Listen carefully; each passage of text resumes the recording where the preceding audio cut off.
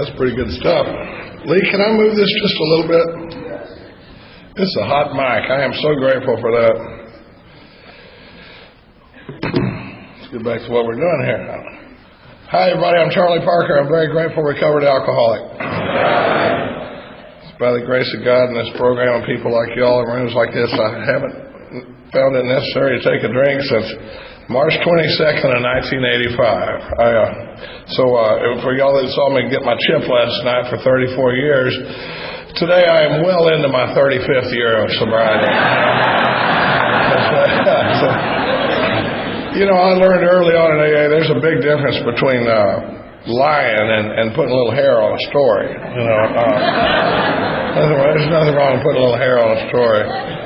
My home group's the primary purpose group of Alcoholics Anonymous in Austin, Texas. We meet on Tuesday nights at 7:30 at 2701 South Lamar at the Austin New Church. If you're ever in Austin on a Tuesday night, come see us. We'd love to try to show you the same kind of hospitality we've been showing around here. But it's like Katie said, it's a line-by-line big book study meeting, and we study the book week after week, and it's just a lot more fun than it sounds like. There was a time when it'd been like, oh boy, every week, huh? But like Katie said, we run about 225 people on average on a Tuesday night in Austin, Texas, and I like to say that I love to see the big book coming in. And there's a lot of big book in AA. Now, I like to say that we've been saying for years that Alcoholics Anonymous is making a big comeback in AA, and I'm real grateful for that. And there's a few things I want to mention that. Y'all heard Chris talk last night. His twin brother is my sponsor, and before that, Myers is my sponsor, and before that, I was with Mark Houston, and then before that, I had a temporary sponsor for 17 years named Jim Fletcher, and he sends me every year. He sends me the chip that he carried when he had 34 years.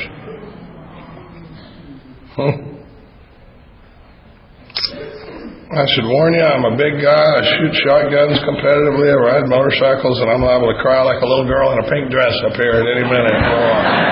So if it happens, don't worry about it. I'm not off my medication or anything. And a lot of times when I see the power of God, the undeniable hand of God moving in our lives, I don't know how to not get emotional about that. And I'm not sure you're supposed to. I mean, it's I got to tell you, I loved Chris's talk last night, but I mean,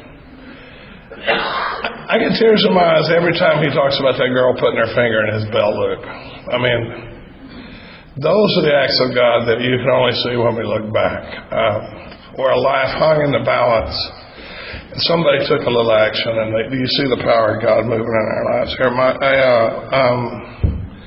Before I forget it, and coming up here first weekend of April, Katie and I are going to be back up in Charlotte doing a big book study. April 5, 6, and 7. Where's Cody and Ryan? Stand up. That's Ryan right there. And they were putting on a big book study in Charlotte for anybody that's interested. And we're looking forward to that.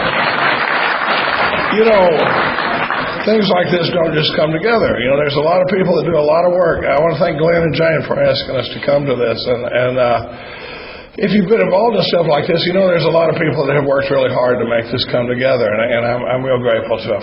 Thank you. And if it's like home, there's a lot of people that didn't do a darn thing, but we all have opinions on how it could have been done just a little bit better, And so for them, we got a position on the committee next year,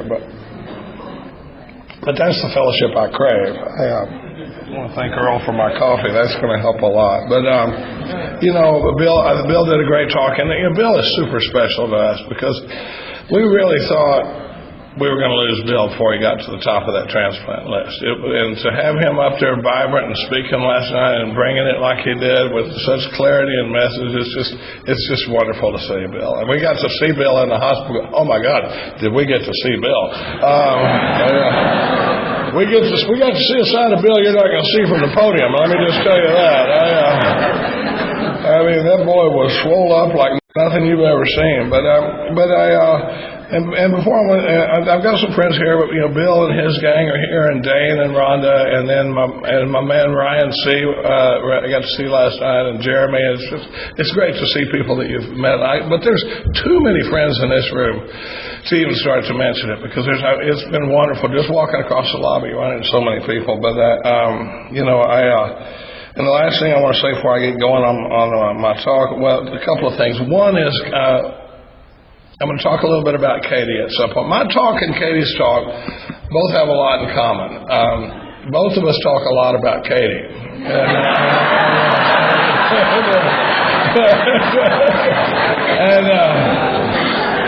She's my best friend. She's the best AA I know, and I love the fact that we get to, not only that we get to do this, but that we get to do it together a lot. It's not lost on us how often we get to go together. And I just thought she did a great job on the third step last night. But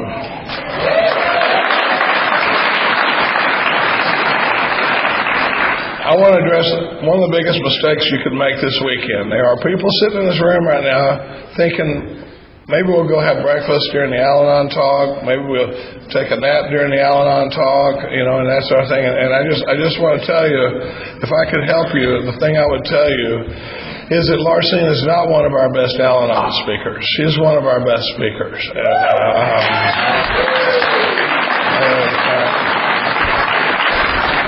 Do yourself a favor and be in here for that. And of course I want to thank Lee and everybody here. I use some notes and stuff sometimes, and believe me, you want me to. One time there was a guy, a well-known guy, he's like, Charlie, I don't think you should use notes. And so I gave about 5 talks, just off the cuff. And Katie goes, oh my God, you got to get your notes back out. Because I got a little ADD working up here, and there'll be times during a talk where I'll say, well, we're going to get back to that later. And what that means is this ain't the appropriate time in the talk to introduce that piece of information. But when I tell you we're going to come back to it, we're probably not coming back. I always get real excited when I actually circle back. But it's funny how we have opinions about, whether one of the things that always amuses me about Alcoholics Anonymous is that whenever we form a firing squad, we always form a circle. And so we wind up with some of our best team members picking each other off of whether it's sponsee or protege or twofold illness, threefold illness, recovered, recovering, use dose, don't use, and it's funny how I have opinions. Well, we're going to talk about fourth and fifth step, and a lot of what we're doing in there is looking at where my old ideas come from. But it's funny how driven I can be if my old ideas have got nothing to back them up. I used to have a strong opinion about bass players that played. Well, hi. She said, I think she said up yours, or I can't hear you very well. Is that better? Pull the mic to me, but then I can't see my notes. All right. I used to have a strong opinion about bass players that played with a pick. I'm not a bass player.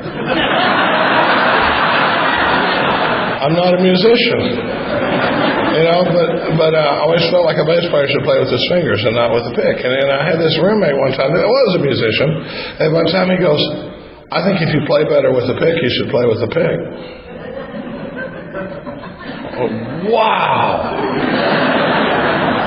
That's kind of the way I am with the notes, It's like, rock on, whatever works best way. But, I love this format, and I want to get going, but I think I'm a big book guy. I'm a step worker, and I'm an unapologetic big book guy. It's funny. It always kills me when people in the meetings go, "Well, I'm no big book quoter," and you're like, "Oh no, don't do that." We'd much rather you talk about your divorce for 7 minutes, But don't quote the big book, that'll run off the newcomer. It's funny. I don't know where we're going to go today, guys, but I hope we have some fun. But one of the things that was killing me there for a while, people were saying, well, don't talk about God, you'll run off the newcomer, and you're like, oh, well, I guess if we're going to compromise one of our basic tenets to keep from running off the newcomer, maybe we ought to lighten up on the not drinking part of AA, too, I'm telling you. That runs off more newcomers than anything, you know. It's like, well, maybe we should just start going, just don't drink so much, you know. You know, Jesus drank wine, just take it easy, you know.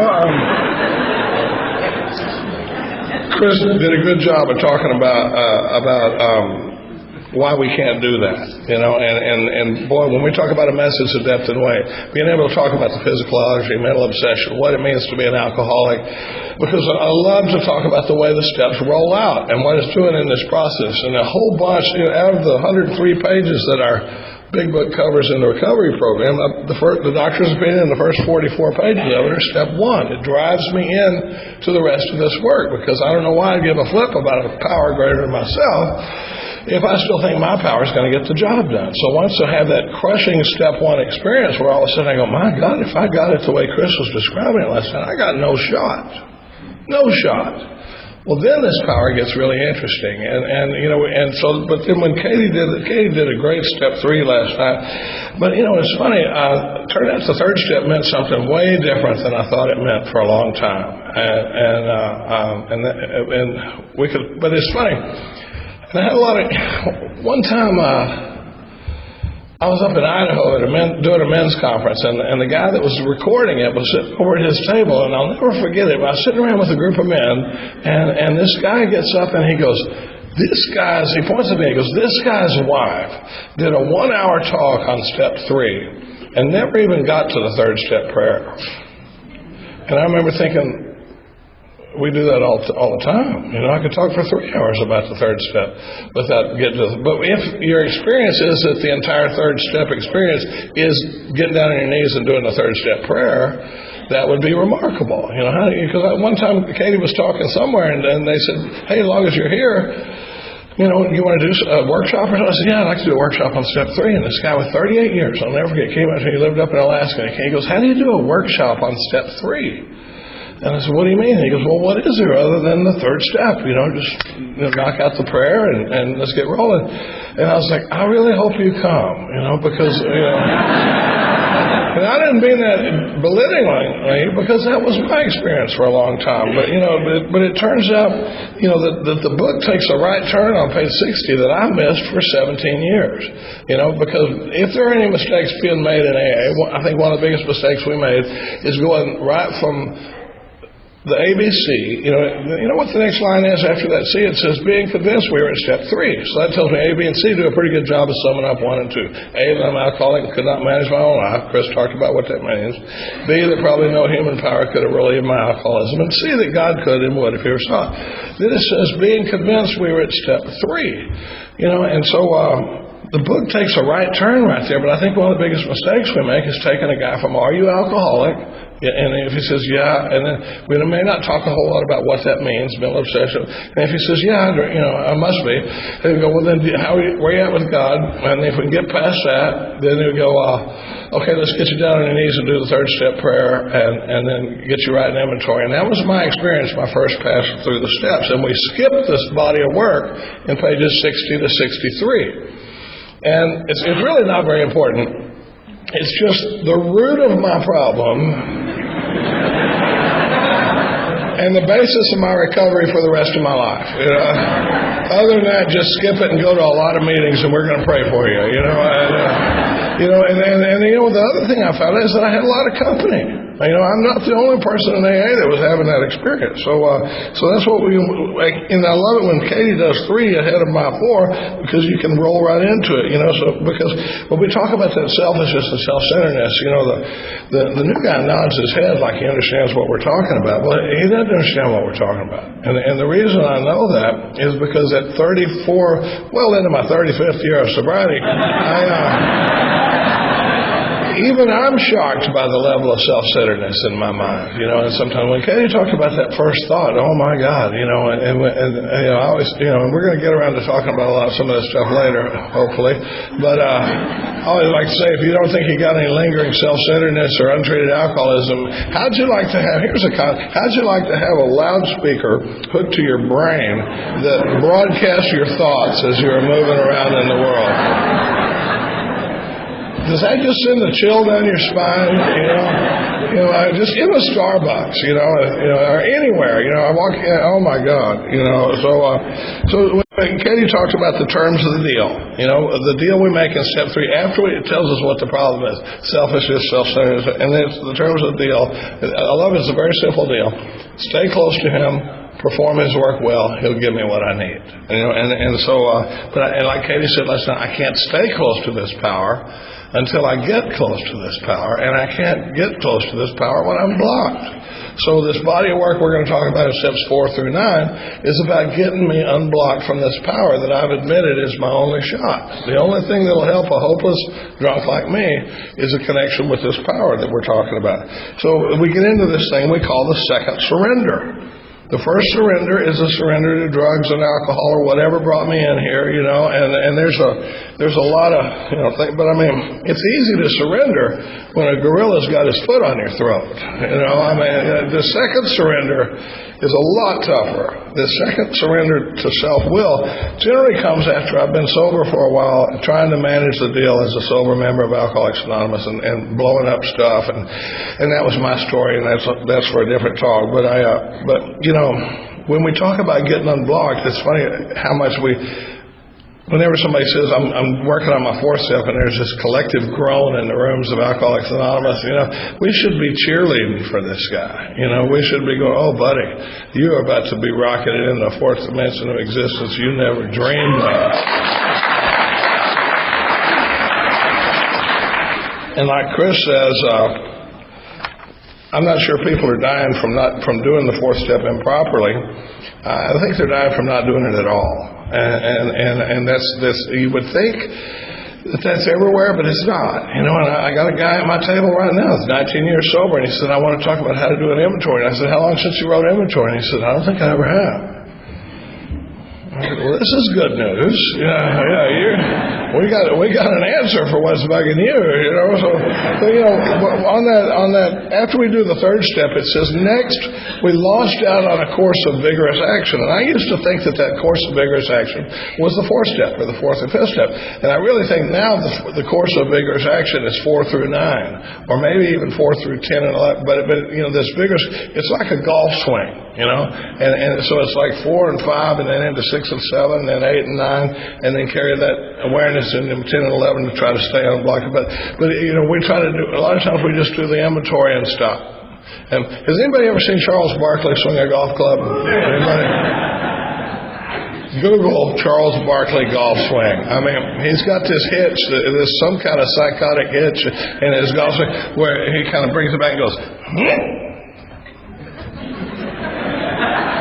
whack, like that, And I mean, he has some of the best teachers in the world. And then they'll go, okay, hit the ball. And he'll go up there and go, and that's kind of what happens if we stop on 4 and 5. But we got to do 4 and 5 first. So what we're going to talk about doing is getting down to causes and conditions. Because we've made that thing on 60 where in 60 to 63 we've seen where alcohol wasn't really the problem. Selfishness and self-centeredness were. And the only thing that ever eased the discomfort of a life based on selfishness and self-centeredness for a guy like me was alcohol for a long time. But then one of the things that we've had an interesting question we've been asking lately is, what did you use to treat your alcoholism before you found alcohol? Because if you're like me, it didn't start with that and it didn't end with that. And like the first thing one of my sponsors says Fruit Loops, and for me it was cream gravy. I was a good old Southern household. I could knock myself unconscious with mashed potatoes and gravy, and still do occasionally. But we got to be careful about talking about that to the newcomer. You don't want to be in the meeting going, it all started with the Fruit Loops. There's a long story that goes behind that. But when we talk about getting down to causes and conditions, we're talking about this fact-finding and a fact-facing mission. And a lot of these words have started having new meaning to me, because I used to think that the sponsee's job is the fact-finding and the fact-facing, but now I've started thinking my job is the fact-finding and his job is the fact-facing. Because he may not be capable of seeing it from an entirely different angle. He's not. We say you can't see a picture when you're in it. He's not going to be able to see the stuff from an entirely different angle. And so sometimes my job is to listen to his inventory, and I'm looking for an entirely different angle. I'm looking for manifestations of self and that sort of thing. But when we talk about being convinced that self manifesting, it's funny. Over on it says, first requirement is that I must be convinced. And then right before the fourth step on 64, it says the first requirement is that I be, on the first requirement on 60 was that I be convinced. On 64 it says being convinced that self manifests in various ways is what had defeated me. And the way I like to turn statements into questions out of the big book, and it's like, am I convinced? Am I convinced that self manifested in various ways was what had defeated me? Because I wasn't for a long time. And I had a lot of company. And so if I am, how did that happen? And if on 60 it says I have to be convinced, and on 64 it says being convinced, that tells me that pages 60 to 64 are designed to convince me.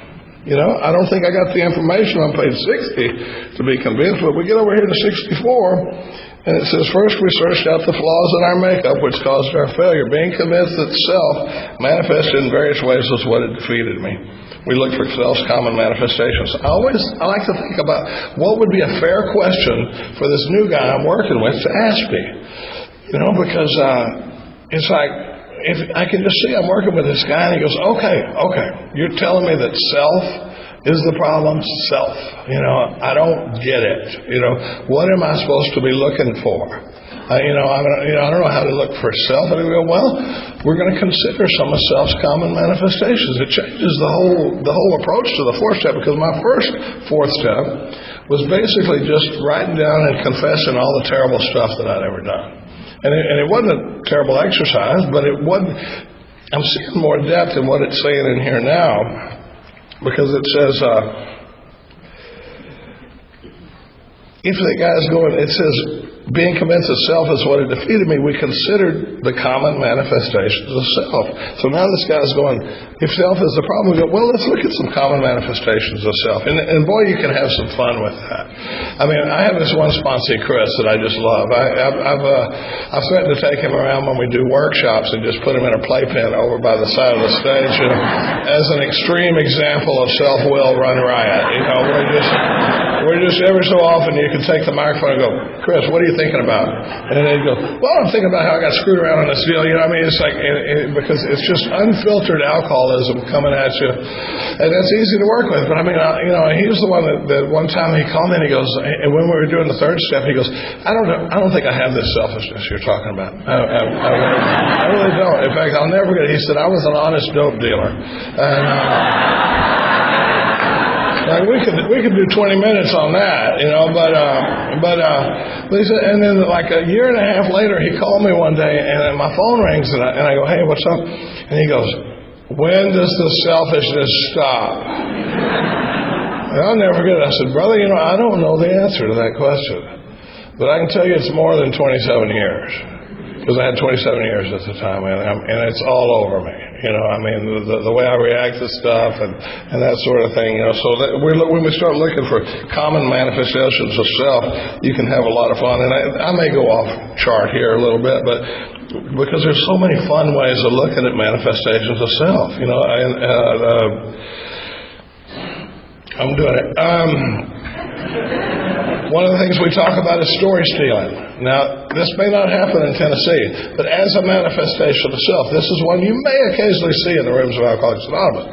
And story stealing is where you start a story, and your story reminds me of one of my stories. It turns out that my story is way more interesting than your story.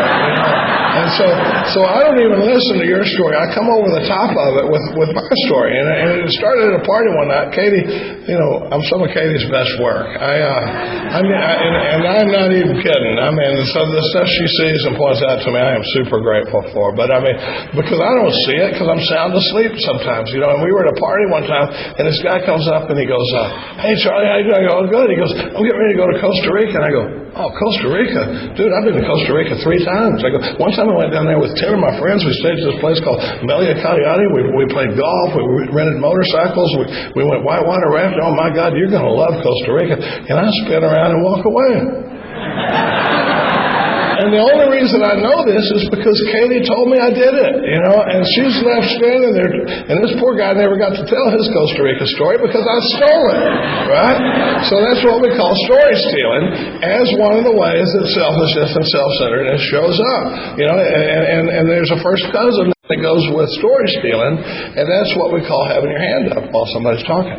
You know, and my 13-year-old daughter showed me that one time, and it's because if I'm not story stealing, sometimes you've triggered a thought in me, but I might as well be sitting there going,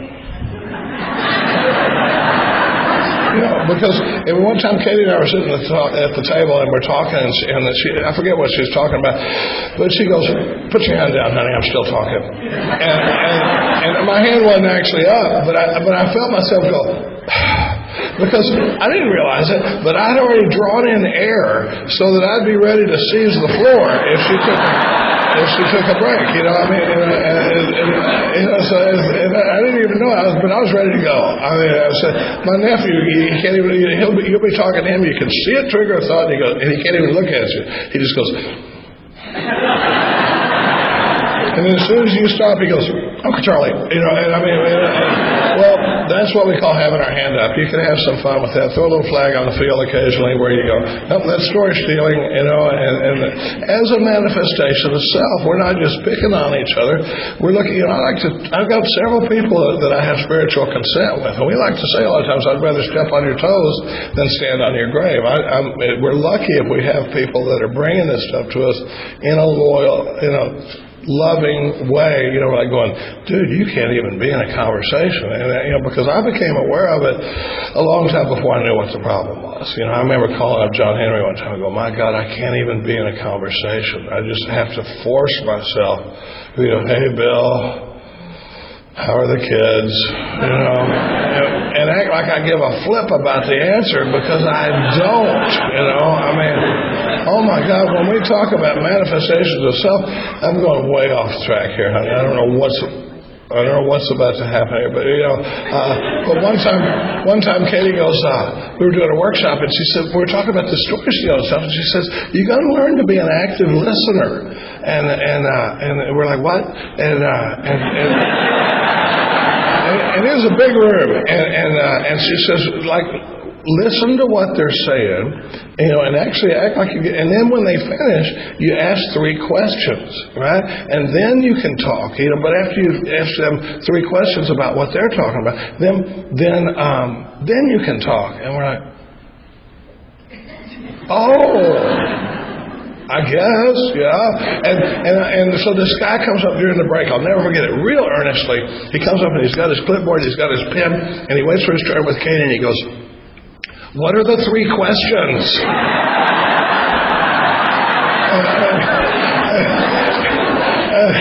She goes, "Well, you don't know. It depends on what you're talking about."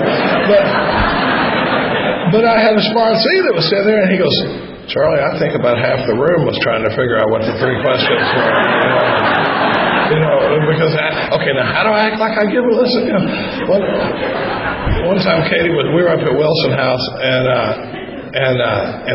Chris Schroeder had come up to spend the weekend with us, and this woman had asked Katie, because Katie's a great listener, and she's the best at hearing inventory of anybody I've ever seen, and everybody in the room should call Katie this week and do a 10-step with her.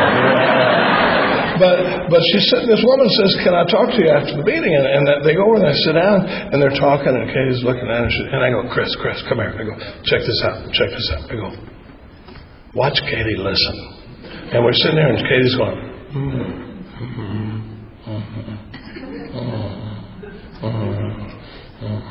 and I lean over and I go, "I don't know how to do that."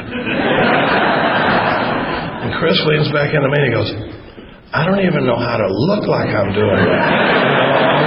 And I decided I was going to do it at the table one day. This guy was sharing some stuff with me, and we're there to do AA work together. And he's talking, and I've decided I'm going to make eye contact. I'm going to be an active listener, and I'm going to be listening to him, and I'm looking at his face, and I'm nodding my head, and I got eye contact going, and I realized I got no idea what he's saying. Because I'm so focused on trying to look like I'm listening. I don't even know how to act. So, we can spend a lot of time. Oh, my gosh. Well, we got to get going here. Just never know what's going to happen on a Saturday morning. But so when we're talking about manifestation of self, we're just getting started.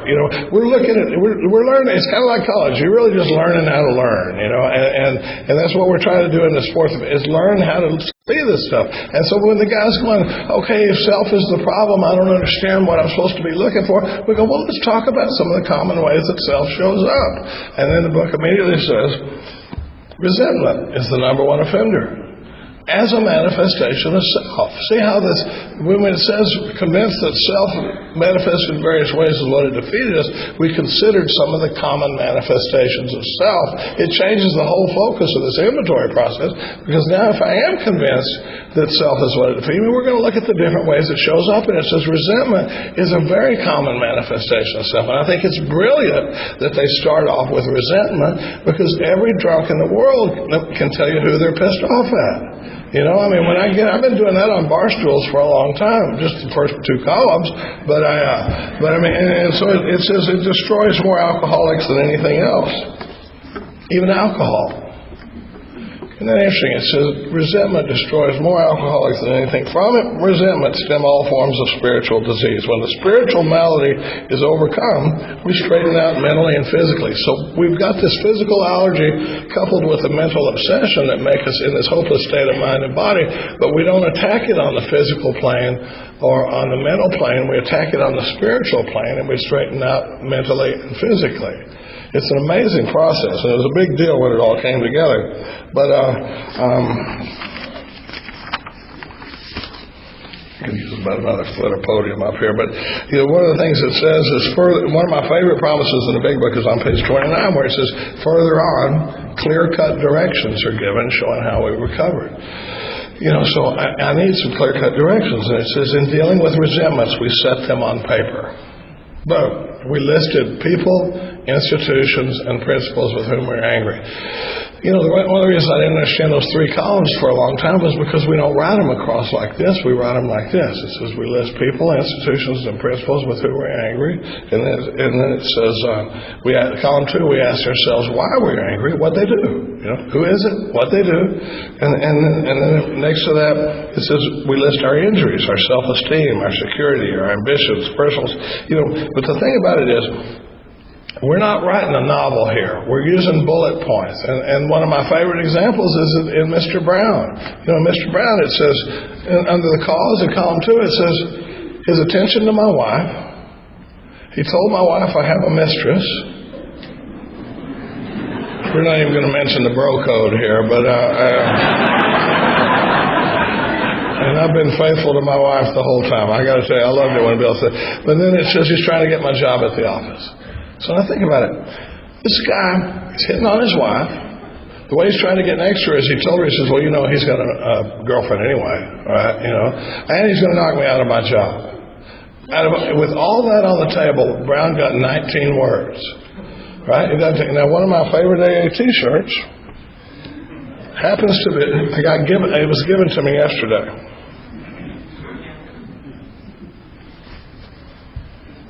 It says, Mr. Brown needs his ass kicked.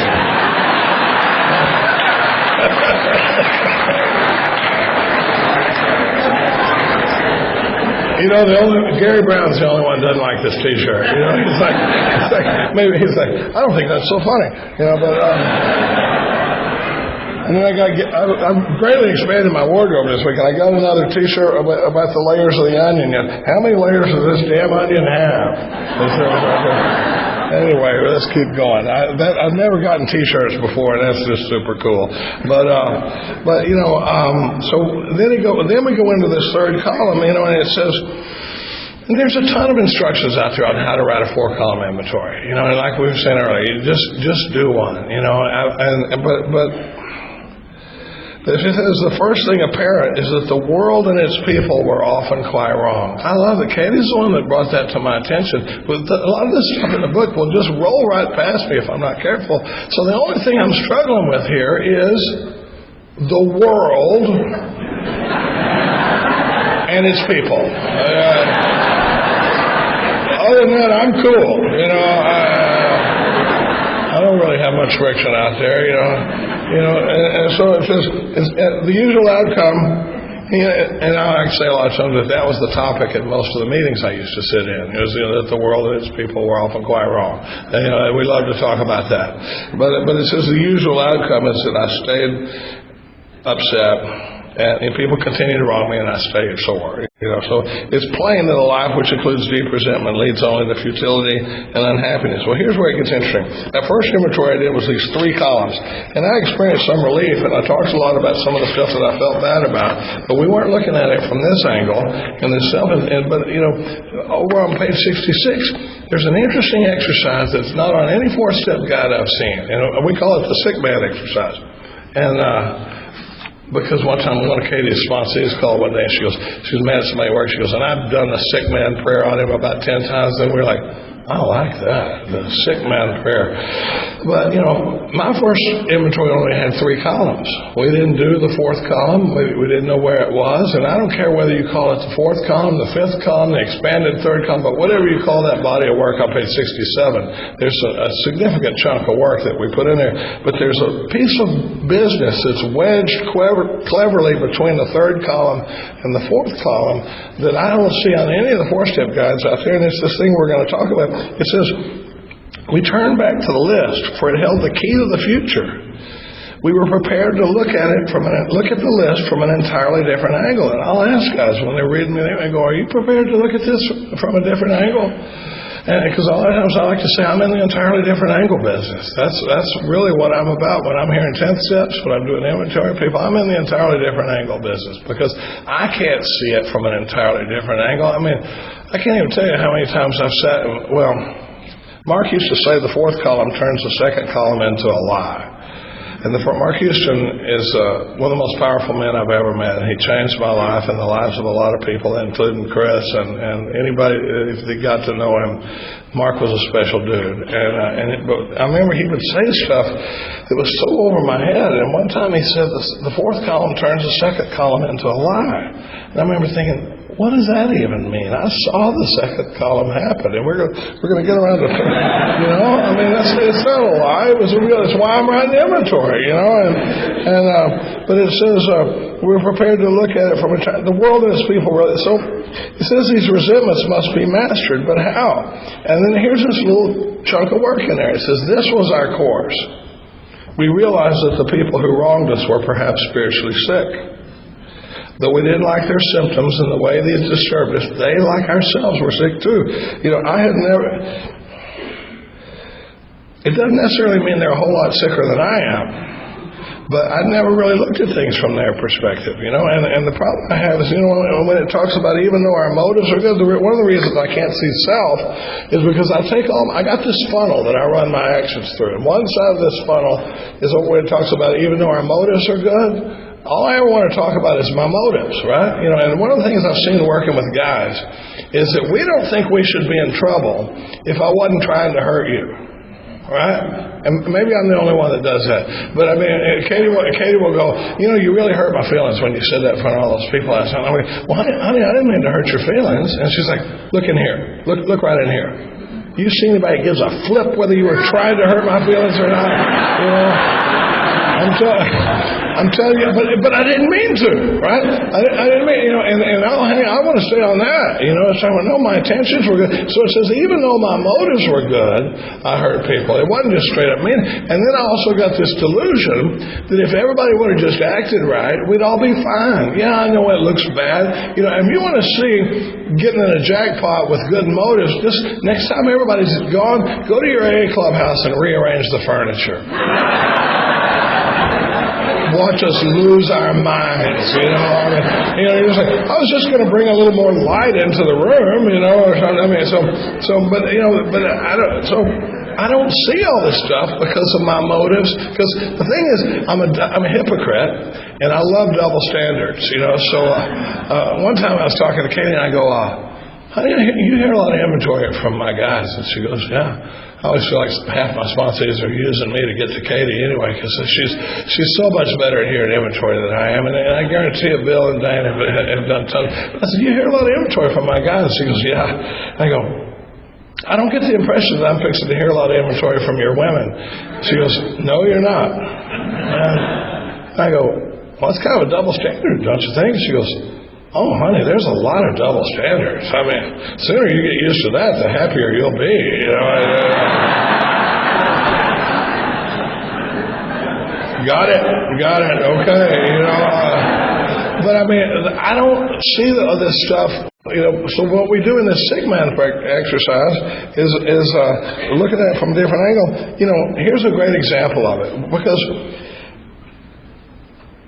I never considered it. We talk about being inconsiderate. The reason we say inconsiderate is because I never considered it. Right? The reason it's thoughtless is because I never thought about it. You know, and so when I'm mad at somebody, and there's an example I like to use of this sponsee I had. He's told me it's okay to talk about it. I had this sponsee named Roy, and he was deeply resentful towards his father. Had been for a long time. And we're doing inventory, and I said, well, you know, what happened with your dad? And he says, my dad, and he goes, well, and in the column, second column, he goes, well, when I was about 12, I was sitting out on the front steps of the house, and my dad came walking up, and he walks by me, and he goes, your mom killed herself today. And he walked into the house. And you're like, how can anybody be that thoughtless, that callous, you know, and that's where a lot of people would go with this in inventory. How do you deal with somebody that thoughtless? That's not where we went.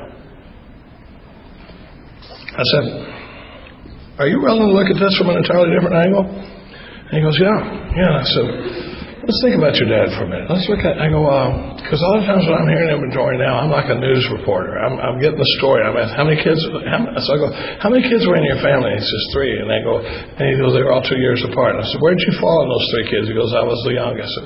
So I'm about 12. I go, so your parents were still together? And he goes, yeah. And I go, how was the money situation? He goes, well, I mean, it was okay. My dad was a welder. We lived in a little town in central Texas. And, I mean, we weren't over it, but it's fine. You know, my dad was a welder and that sort of thing. And I go, so your mom has a history of mental illness? And he goes, yeah. And I would imagine there's been a lot of dramatic scenes over the years in your house and that sort of thing. And he goes, oh, yeah, it was pretty nice. And I go, but on this day, she has successfully killed herself. And I said, so now your dad has had to leave work. He's got to come home. He's got to notify all the people in this little town in East Texas that his wife committed suicide. He's got to notify both sides of the family that his wife has committed suicide. He's got to risk the judgment of all these people. And in the meantime, he's got to try to figure out a way to earn a living and raise 3 kids as a widower.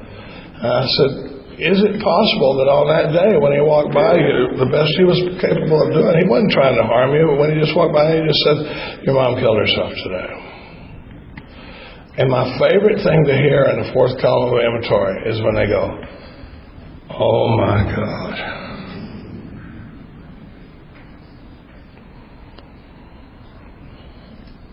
This one gets me every time. He goes, oh my God. I never considered my father for a second. All I could think about was me. You know, all of my childhood memories are about me. I don't have any memories of what my parents were going through or the struggles my sister was having or anything like that. It's all about me. And he said, he goes, all I thought about was the way it affected me. He goes, I spent 40 years mad at my dad. I've spent 40 years waiting for my dad to come apologize to me for being, such a jerk. He goes, I need to go find my father tomorrow and apologize to him. I've borrowed money from him and not paid it back because I felt like he deserved it. I've kicked his truck when I saw it in the parking lot and that sort of thing. And he goes, I need to find my father and make amends to him. And when we talk about the fourth column, turning the second column into a lie, I watched a 40-year-old resentment go, just like that. That's the power of this process. That's the power of God working in our lives. I watched a man get set free and be able to reestablish a relationship with his father that had been damaged for 40 years. And that's this entirely different angle business that we talk about.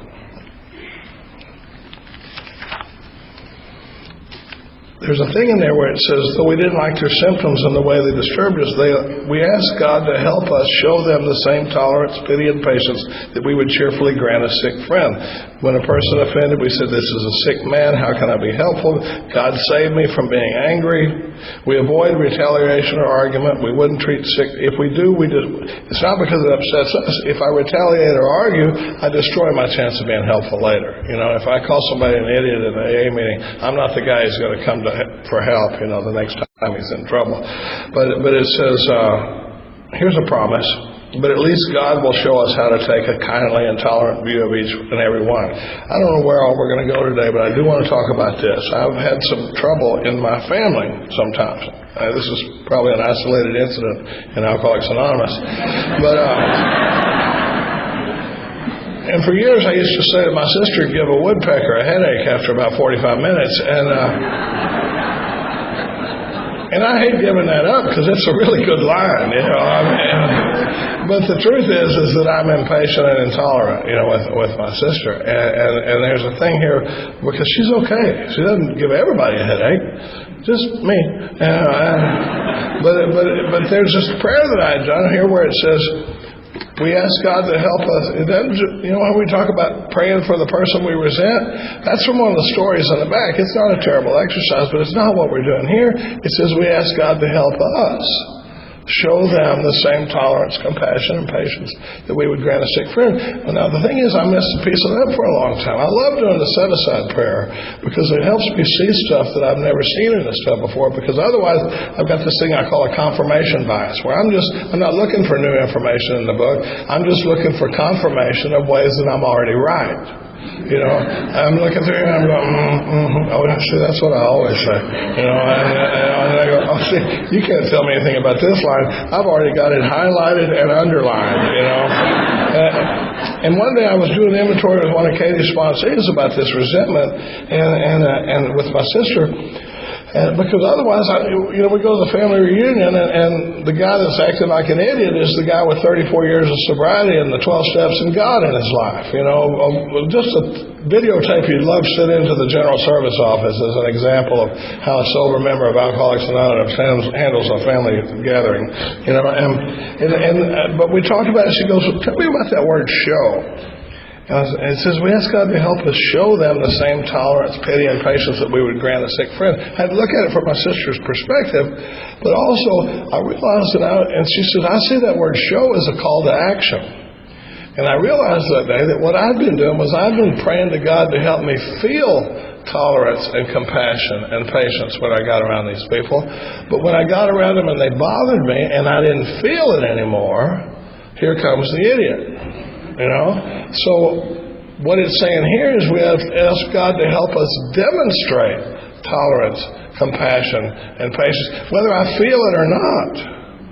Because, you know, now we're talking about living by principles and not based on my feelings. You know, I'm going to try to demonstrate tolerance and compassion and patience around these people, and they get a lot better. These people get a lot better when we do this stuff. You know, and my sister. She's still got room for improvement, but I'm just kidding. But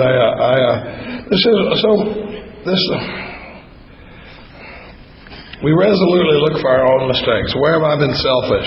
See, what happens is this little sick man exercise between the third column and the fourth column moves me spiritually into a place where I can see things from an entirely different angle.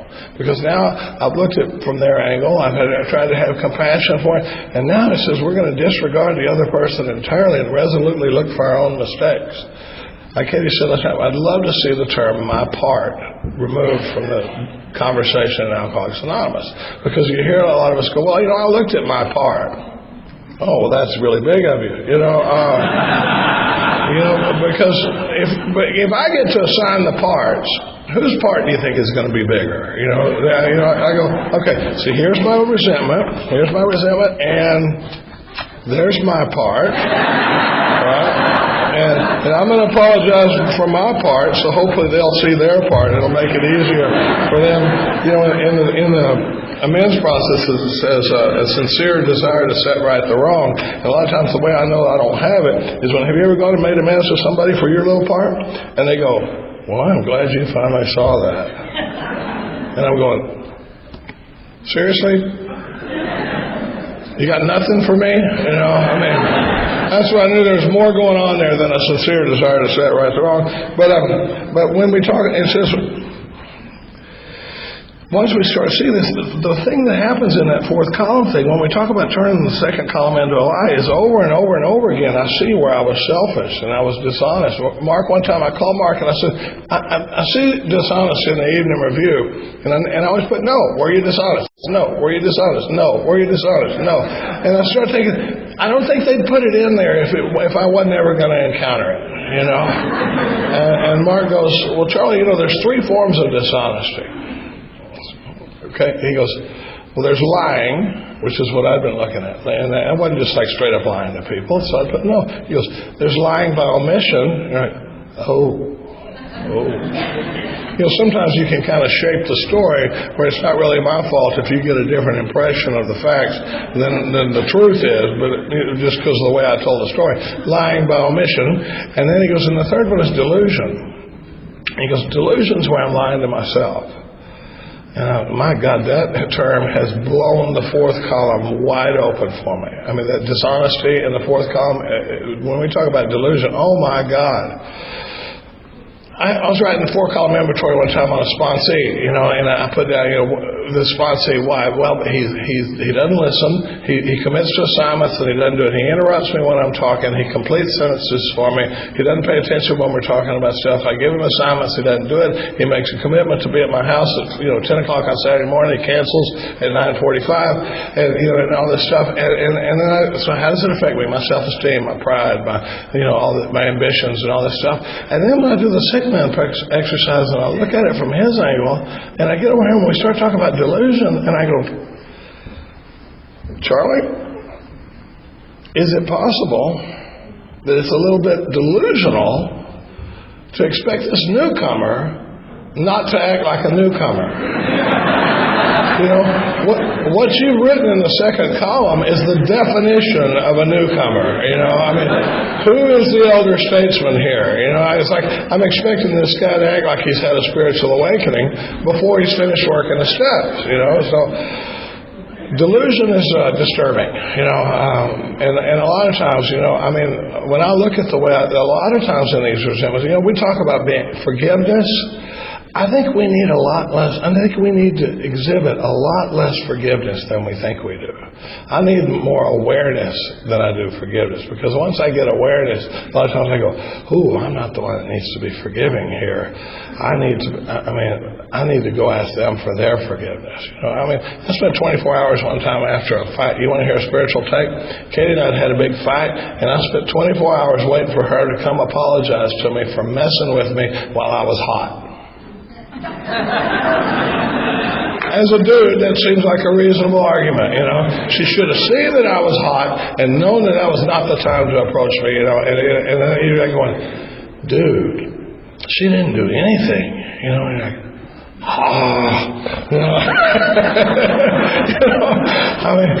So you see the power of this fourth column and looking at it from an entirely different angle and that sort of thing. Well, anyway, we're just getting started, but this is stuff we're going to learn to do. We talk about 4-column inventory a lot. We talk about it in the 10th step, 11th step. You're going to hear a lot more about that later. But the instructions for doing inventory are in this 4th step. And a lot of times when I go, and like Katie said last time, I do it. I'm a big believer in multiple inventories. My first sponsor said you only ever do one inventory. And I was like, you don't have to tell a guy like me that twice. I'm like, fine, I'm out. I didn't really enjoy the first one that much, And now, while it's true if you do a thorough fourth column inventory and do a great fifth step with somebody, and then you take that and you do a perfect 10th step as you move through the day and watch for selfishness, dishonesty, resentment, and fear, and take that into your evening review every night and see all this stuff, and then you take those observations into your morning meditation. You know, you got the evening review in the 11th step. You take that into your morning meditation in the 11th step, and then you clean that up and go through the day. It's possible that you could live your whole sober life without ever having to write another 4-column inventory. And if you do that, we will build a statue in your honor in front of the General Service Office of Alcoholics Anonymous, because most of us could tell you, now we dressed it up, and most of us could tell you, well, I don't really have any resentment. And the guy would tell you, oh, I don't resent my partner in business. He goes, I mean, it kind of bugs me that I give him $500,000 a year and he doesn't do a darn thing. Well, why don't we do a bugs me inventory? You know, why don't we look at all the people that bug you? Let's inventory the people you feel smugly superior to. You know, I'm saying, because I don't want to have to do about resentment. So then I got to move. The second inventory, there's 3 inventories in the 4th step. The first inventory is resentment. There's a lot of power in there. The second inventory is fear. I'm going to go through this one pretty fast. But what are we looking at in this 4th step? Remember what we were looking for? Common manifestations of self. So now we're going to look at fear as a manifestation of self.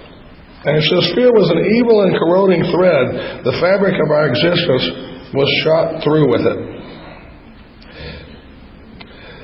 At Primary Purpose Group, we like to use a 1936 dictionary and look up words to see what they mean or what they meant at the time they were writing the big book. And one time we were studying this part of the book, and it said it uses the term shot 3 times in the big book. It says the fabric of our existence was shot through with it. Now, I'm a competitive shotgun shooter. I think I know what shot means. I had a picture of this piece of fabric that had been like shot, you know, and it has holes through it and stuff like that. And anyway, one day we're in the meeting and I go, hey, look, Jay, look up the word shot.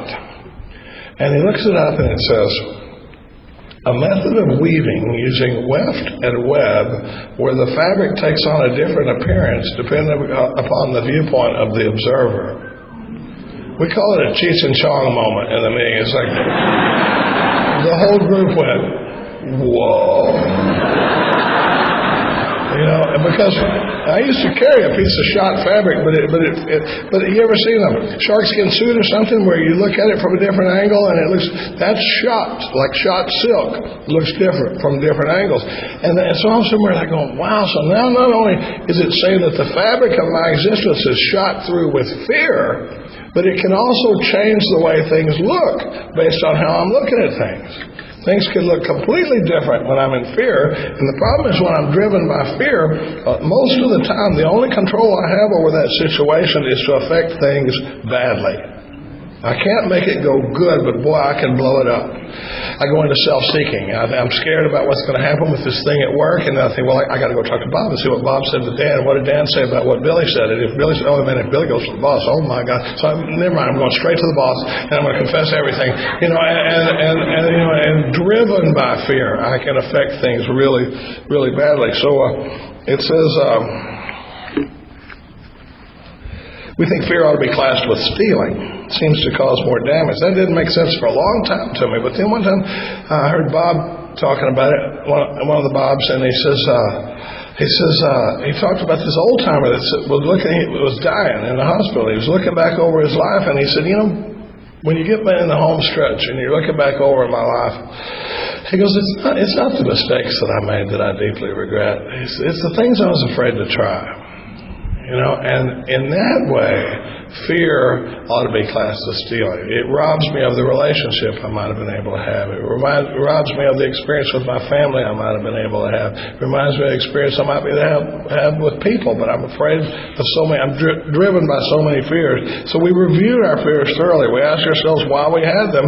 Remember when we said we're looking for manifestations of self? I missed that for so long. And I don't even know how, because it seems like it's all over the book. Here again it goes, we ask ourselves why we had these fears, and it says, wasn't it because self-reliance failed us?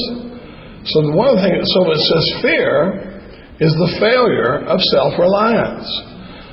Now I can't experience the failure of self-reliance unless I'm in self-reliance. So when I'm scared, I have to tell myself, I think I'm back in self-reliance. One time, we talk about spiritual consent. I was off the beam one time. Danny Brown likes to say sometimes, he goes, I think I'm still doing pretty good if I could still see the broad highway. It's a little rough out here. I'm getting beat up a little bit, but I know where the broad highway is. And one time I was just, this probably didn't happen to y'all, but everybody was bugging me. And here's a clue: when it's everybody, it ain't anybody. And my sponsor sat me down. We talk about having spiritual consent with each other. He goes, Charlie, you seem like a guy that's starting to run the show again. Now, part of those considerations is I don't get to say anything, but thank you, I'll consider that. Because if I get to respond, all you're going to hear is my ego telling me how you little wet behind the ears punk, you got no idea what but all I get to say is thank you, I'll consider that. And you walk away from that conversation and you reflect on it later, you go, that's dead on. That's dead on. That's why everybody's bugging me. I ain't running the show again, and I don't even know it. Because what happens is, the 12 and 12 says, we can have faith in God and keep Him out of our lives. And the way that shows up for a guy like me is I go, God's awesome, man. God took away my drinking problem. God, thank God for God. I don't need Him for this deal with my marriage, right? I don't need Him for this thing at work. I don't need God to help me with this talk I'm about to give. I don't need God with the IRS. But if I ever have a really big problem, I'll bring God right in, But in the meantime, God, just take a knee, and we'll let you know if we're going to send you in, And so what happens is God reliance drops down, self-reliance raises up, and before I know it, God doesn't have anything to do with it. And when you're in a big beef, and somebody goes, where's God in all of this? And you want to slap the crap out of them. But you got to be able to take me back to how to get back to that God consciousness. I've gotten blocked again, and that's the work we continue to do in this stuff. But it says we're on a new basis. The basis of trusting Him. There are a lot of places in the book where it goes back to this deal I made in the third step, that I'm no longer playing God, that He'll take care, I'm no longer in management, but He'll provide what I need if I stay close to Him and perform His work. But I call that the deal and the terms of the deal. And there's a lot of places in my book where I say, restates the deal, restates the deal, restates the deal. I always picture this airline route map where you have Atlanta and all these lines going back to Atlanta, and it's kind of like that back to that deal I made in the third step. The book is constantly taking me back to it. It says perhaps we're on a new basis, the basis of trusting and relying upon God.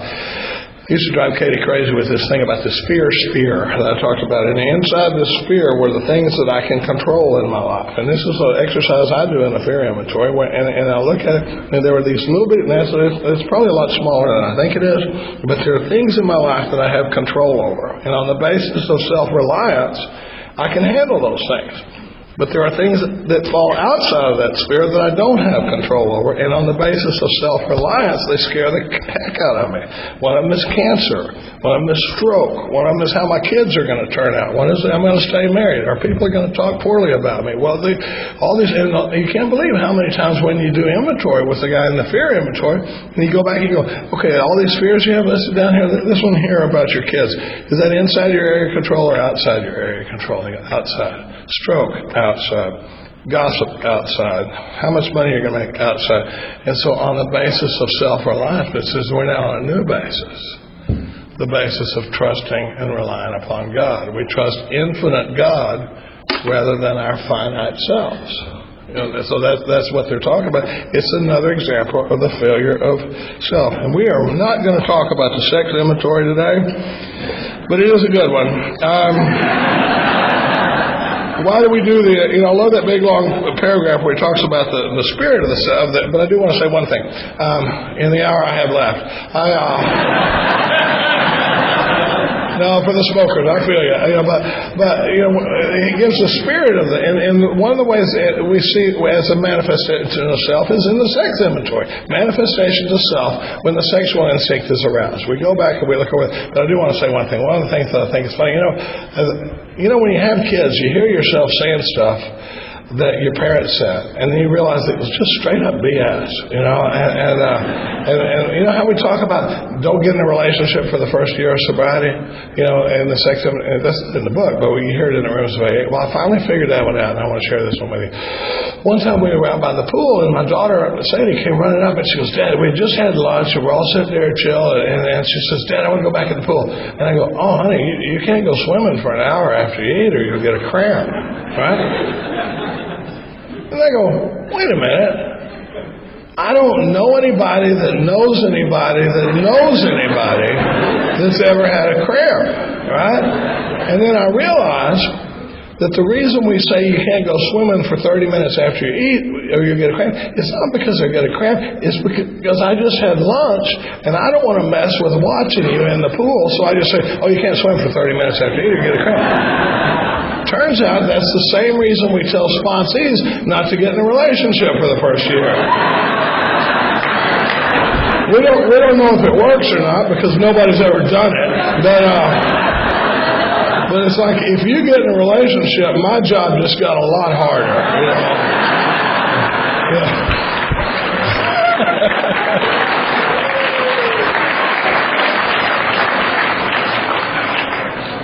Well, what we're trying to do in that sex inventory is shape a sane and sound ideal for our future sex life. And then we ask ourselves those questions.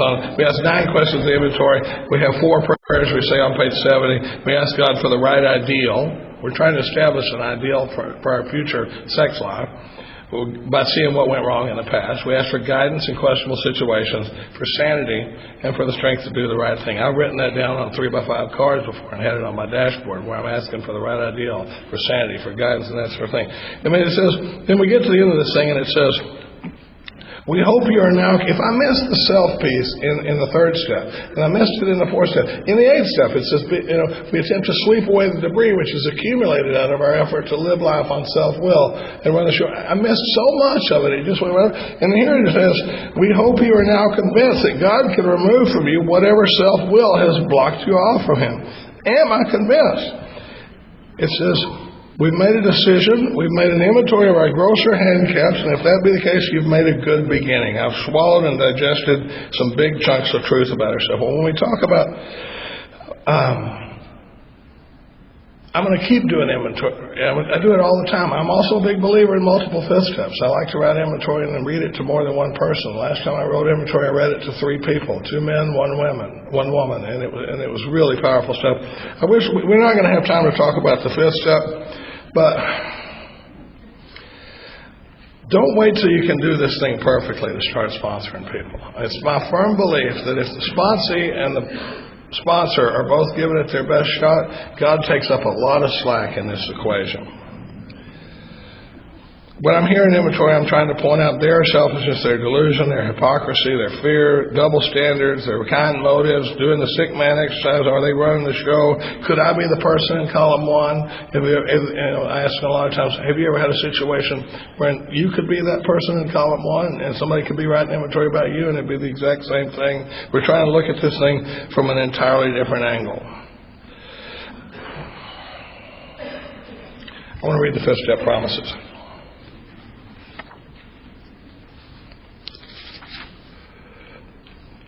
I wish I had time to talk a little bit about the 5th step, but there's not a lot of instructions in there. But it says, once we have taken this step with holding... What? Well... I want to say a couple things about the 5th step. My timer must be off, but it says, it talks about who's going to hear it. You know, it says they need to be able to keep a confidence, they need to fully understand of what we're doing and approve of it, and that they won't try to change my plan. And then it says what we're going to face and be rid of the things that are blocking me. We're on a life and death errand. And now the one thing it says in there, there's really not that many instructions. It says we pocket our pride and go to it. I think most of the instructions in the 5th step are really in the 4th step of what we're looking for and what we're going to look at. And when I'm reading it to somebody, he needs to know what this process is. But one time I called up Scott and I said, Scott, you know, where's the part in the 5th where it says, I've taken a pretty technical approach to the book. I don't see the place where it says, where are the things I'm going to take to my grave? What is the worst thing you've ever done? That sort of thing. And he goes, it's in the 5th step. I said, wait, he goes, it says, we pocket our pride and go to it, illuminating every twist of character, every dark cranny of the past. So obviously there's more to hearing a fifth step than sitting there listening to somebody read their fourth step to me. Because I had this guy, Jamie, one time. I love Jamie, we did the inventory, and it gets, and my book promises me by this time I'm going to have intuitive thought and that sort of thing, and I can hear it. And sometimes I hear inventory differently. Sometimes I'll ask this question early. Sometimes I'll ask it in the middle. Sometimes I'll ask it at the very end. Sometimes I don't ask it at all. But Jamie finished his inventory, and I go, so is that it? And he goes, yeah, that's it. And sex inventory, so he goes, that's it, nothing else. And he goes, no, nothing. I go, oh, that's interesting. Because you and I are a lot alike. And I said, I know I had a lot of shame behind this event that happened in my life. And he goes, well, there's something else. And so we talked about that, and that one didn't kill him. And he goes, there's something else. And we talk about that. And the book says we'll try to hang on to the worst items in stock. It's like, believe me, you're not going to make me think less of you. I mean, the more that stuff is, the more I love this guy. But I mean, I've also heard people say, I've never heard anything on a fifth step that shocked me. Bull. I mean, yeah, you're not hearing enough inventory, but I can't go like, oh man, I wouldn't have told that one, So anyway, we do that, and Jamie drives off, and he gets halfway home, my phone rings, and he goes, there's something else. And so we're trying to illuminate, shine a light upon the dark crannies of the past. The fifth step promises say, once we've taken this step withholding nothing, we are delighted. I had a sponsor call me one time, and he goes, Charlie, I'm not delighted. I feel like we just spent about 4 hours with you rubbing my face in selfishness and self-centeredness and thoughtlessness. And I go, but wouldn't it be worse? The book talks about we avoid worry, remorse, or morbid self-reflection. The last thing we want to do with all this stuff we see in this stuff is that I go, oh my God, I'm such an idiot. I'm so terrible. Because what happens is that the reason we avoid worry is just another manifestation of self. The ego doesn't care whether I'm thinking that I'm wonderful or if it's its favorite, but if it swings over to, oh my God, you're the worst thing that ever happened, the ego's fine with that. As long as I'm thinking about me, the ego's fine with it. So we avoid worry, remorse. And I had this guy feeling terrible about some stuff we'd see in the fourth column. And I go, man, wouldn't it be worse if you were struggling and you came to me and we did this inventory and I just went, my God, Bill, I just don't see anything you could be doing different. That's why we're delighted, is because now we got stuff to look at. We got real business to take into 6 and 7 that Candace is going to talk about after Larsene's talk. This vigorous course of action, awareness is the greatest motivation for change, but we can't just have awareness and then go, I'm going to stop doing that. We got to take it, and like what Candace is going to talk about in 6 and 7. It says we can look the world in the eye. We can be alone at perfect peace and ease. How's that one? Or is it the chatter of 1,000 monkeys? Our fears fall from us. Doesn't necessarily say that we learn to deal with it. It says they fall from us. We begin to feel the nearness of our Creator. We may have had certain spiritual beliefs, but now we begin to have a spiritual experience. The feeling that the drink problem has disappeared will often come strongly. We feel we're on the broad highway, walking hand in hand with the Spirit of the universe. I almost missed it. I almost missed a whole lot of this. If I'd have died in that plane crash in 2003, I can promise you I would have missed it. The amazing thing is, I came here to quit drinking. And I was given a program of action that continues to get me unblocked from self and establishes me on a relationship with the Creator of the universe. I'm Charlie Parker. I'm alcoholic.